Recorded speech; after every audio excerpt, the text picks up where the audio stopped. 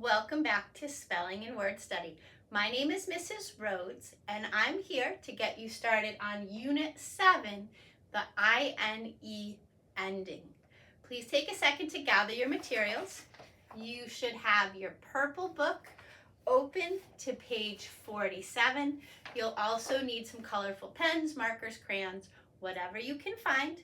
Remember, whatever I mark up on my board, you should be marking on your paper. If you don't have space for a key, go ahead and jot it down on another sheet of paper. If at any point I'm moving too fast, please pause the video and catch up. All right, so this week we are starting a study of common endings.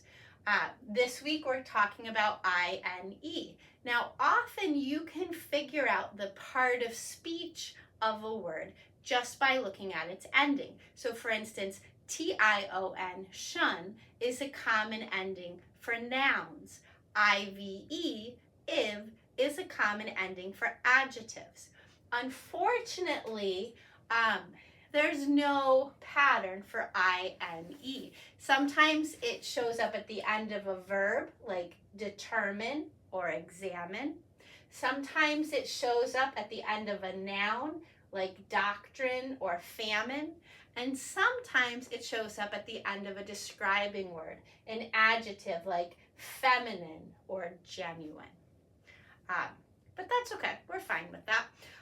So before we start marking up our words though, let's make sure we can pronounce all of them. Please repeat after me. Determine, discipline, doctrine, engine, examine, famine, feminine, gasoline, genuine, heroine, imagine, intestines, machine, magazine, marine, masculine, medicine, ravine, routine, and saline. You probably noticed that I-N-E has two different sounds. Sometimes it says in, like in determine, and sometimes it says een, like machine. We're going to talk about that in a minute. But first, let's do what we always do and break our words into syllables, starting with determine. We'll slice it after the E and after the R. Discipline. After the S, discipline, and after the I. Doctrine. After the C. Engine. After the N. Examine. After the X and after the M. Famine. After the M. Feminine. After the M and the I. Gasoline, after the S and the O. Genuine, after the N and the U. Heroine, after the R and the O. Imagine, im after the M and after the G. Imagine. Intestines, after the N and after the S. Machine, after the A. Magazine, after the G and the A. Marine, I'm going to slice that after the R. Marine. I guess we could do it after the A. Masculine, after the S and the U. Medicine, after the D and the I. Ravine, after the A. Routine, after the U. And saline, after the A. Purple vertical line equals syllable break. Okay, next I want to take another marker and I want to check off my stressed syllables. Remember, the stressed syllable is the part of the word that we say a little bit stronger, a little bit louder. So in determine, it's the second syllable. Discipline, first syllable. Doctrine, first syllable. Engine, first syllable. Examine, second. Famine, first. Feminine, first. Gasoline, the last syllable. Genuine, first. Heroine, first. Imagine, second. Intestines, second. Machine, last syllable. Magazine, last syllable. Marine, last syllable. Masculine, first. Medicine, first. Ravine, last. Routine, last. And saline, first. Did you notice any patterns there? Did you notice, for instance, that when the INE syllable is unstressed, it says in? Let's prove that. Choose another color.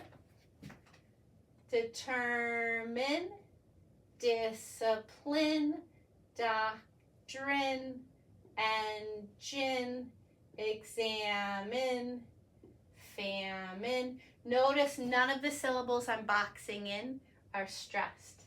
Feminine, genuine, heroine. Yes, I skipped gasoline. Imagine, intestine, skip machine, skip magazine, marine, masculine, medicine, skip ravine, routine, and saline. In all of these words, it takes on a short I sound. You could say it almost sounds like an right? A schwa. Short I or schwa. Would make sense, right? Because we know in unstressed syllables that everything kind of morphs into that sound. Determine, discipline. So it kind of is an sound or short I. Doesn't really matter.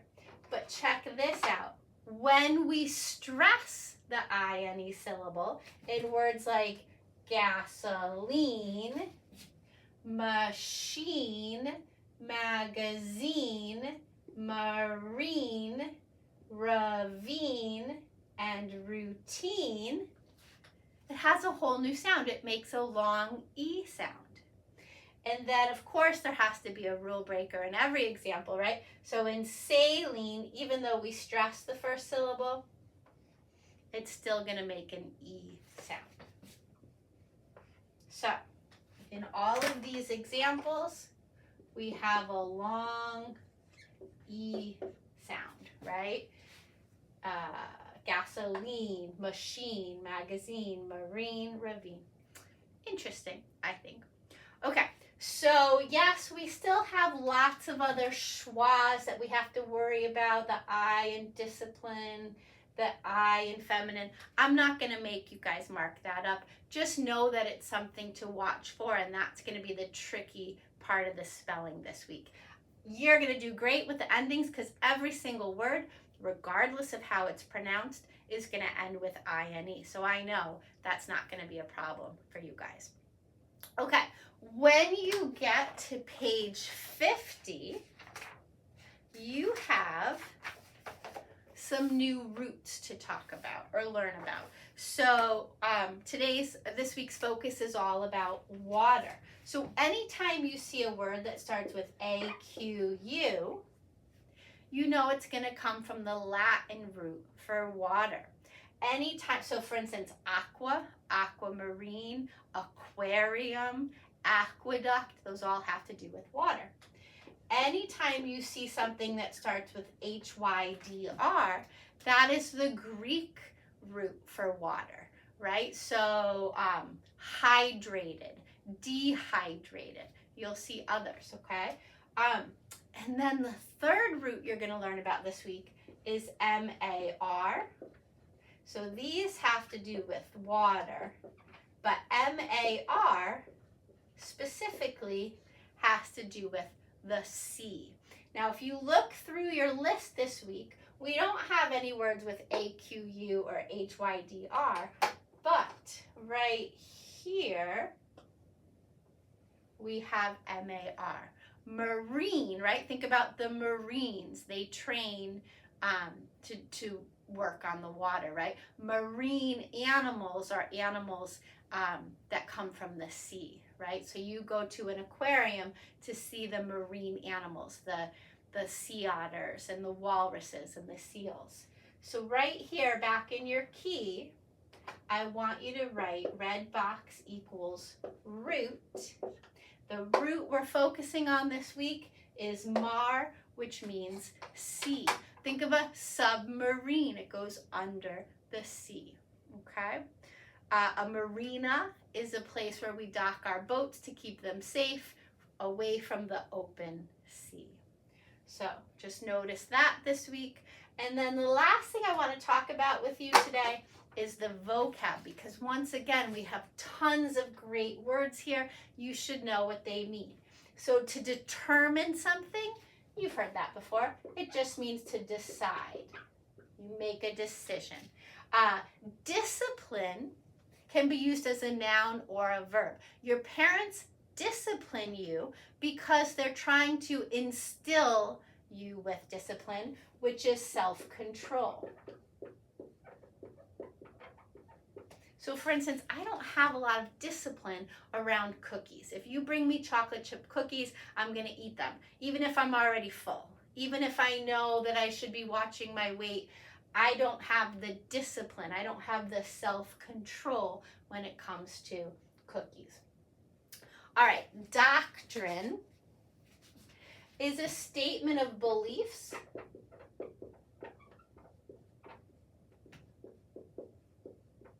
or policies. So churches and religious groups come out with their doctrines. This is the church doctrine. This is what we believe. Governments also come out with doctrines, especially when they're talking about how they're going to handle relationships with other countries. Here's our doctrine that deals with trade, or that deals with, I don't know, other stuff. An engine is a motor, right? A bicycle does not have an engine. A motorcycle does have an engine. To examine something is to check it over. So when you go to the doctor for your physical, she's going to examine you and make sure everything's working correctly. Famine is a lack of, like an extreme lack of food.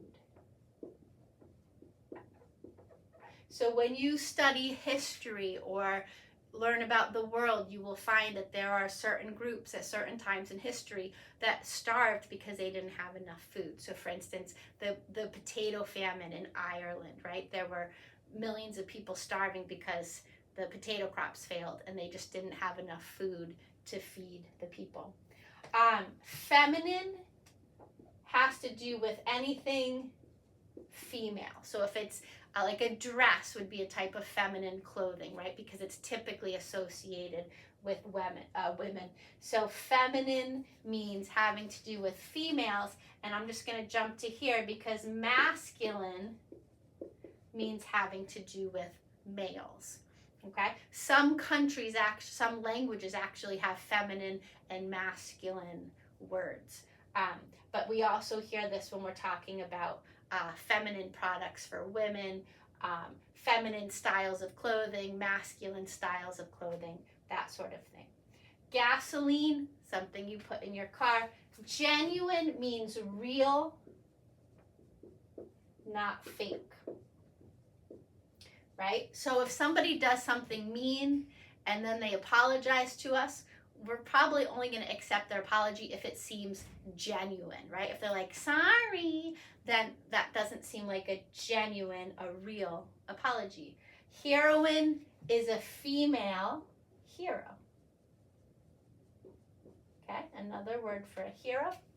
Imagine means to use your mind. Intestines, those are tubes in your stomach. They're part of your digestive system. So after your food goes through your esophagus and into your stomach, then it has to pass through your small and large intestines. You know what a machine is, you know what a magazine is, right? Something you read. It's got articles, it comes out weekly or monthly. Marine, like I said, means of the sea. So marine animals are animals that come from the sea or the ocean. We talked about this. Medicine, I bet you know, right? Something you take when you're sick. And then a ravine is a steep, narrow valley. Usually it's caused by water over time. Water kind of carves a ravine inside the rock. A routine, that's something you do each day, right? Getting up, eating your breakfast, brushing your teeth, making your bed, those are all part of your routine. And then the last word, saline, means salty. So if you wear contacts, you might rinse them with a saline solution. It's actually salt water that cleans them. All right, that's a lot of information, but I know you guys have this, you've got this. Good luck, and I will see you next time. Bye-bye.